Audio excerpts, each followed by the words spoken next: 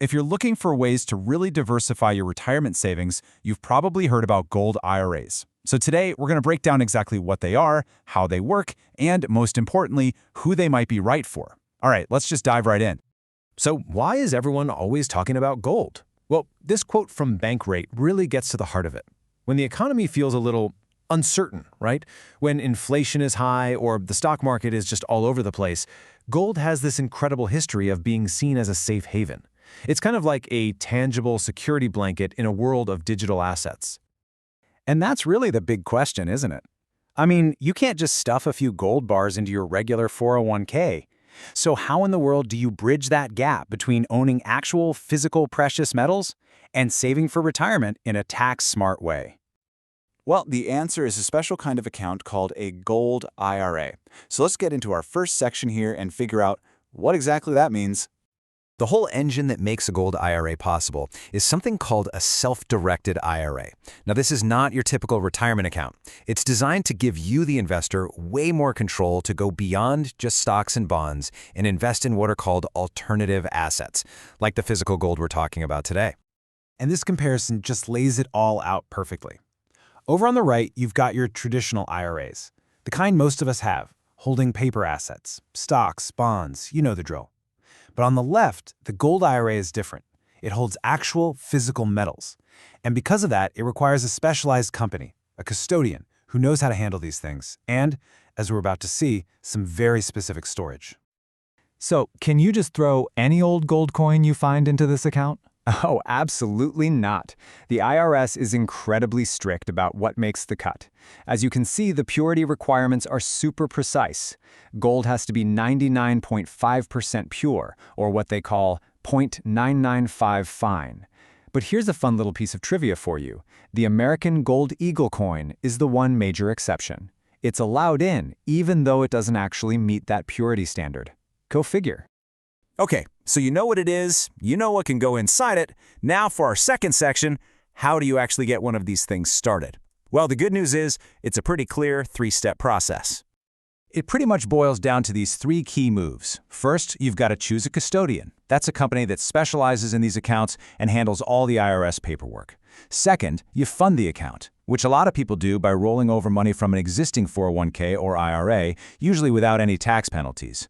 And third, you work with a precious metals dealer to buy your gold, which then gets shipped directly to a super secure vault for storage. All right, so once your account is all set up, you have to play by the rules. And that brings us to our third section, navigating the really important IRS regulations you need to know to stay compliant and, avoid any expensive headaches. First up, contribution limits. These should look pretty familiar, and that's because they're the exact same as they are for traditional IRAs. For 2025, you can put in up to $7,000 or $8,000 if you're age 50 or older. Simple enough.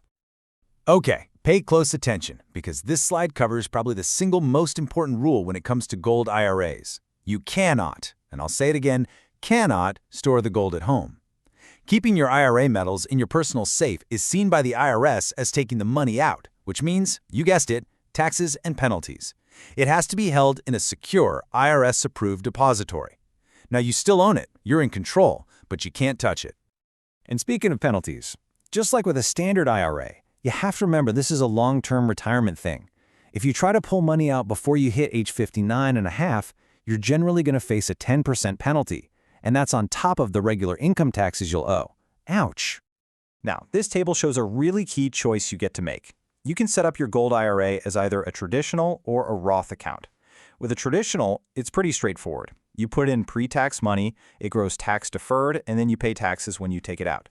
With a Roth, you use after-tax money, but then your qualified withdrawals in retirement are 100% tax-free. And notice that little detail at the bottom? Roth IRAs don't have required minimum distributions for the person who opened it. So we've covered the what and the how. Now for our fourth section, let's get to the million-dollar question. Is a gold IRA actually a good idea for you? It's time to take a really balanced look at the pros and the cons. It's so important to weigh these things for yourself. On the plus side, you're owning a real, tangible asset that can be a great hedge against inflation and helps diversify your portfolio away from just paper. But on the other hand, you've really got to consider the higher fees. You're paying for storage, custodianship, insurance, Plus, gold doesn't pay you any income like dividends, and the whole thing is just more complex as set up. And that brings us to our fifth and final section, which is really more of a question for your future. After looking at all the facts, the rules, the good and the bad, how do you decide if this is the right move for you personally?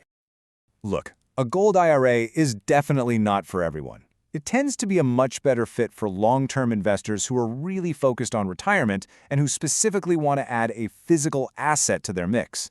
It's also for people who get that this isn't an all-or-nothing game. I mean, most financial experts will tell you to only allocate a pretty small slice of your overall portfolio, maybe 5 to 10% to precious metals.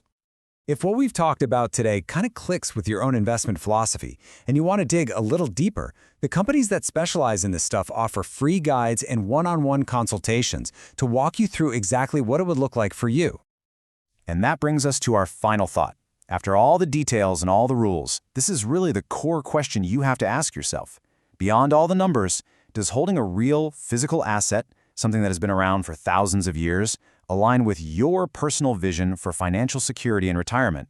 That's something only you can answer.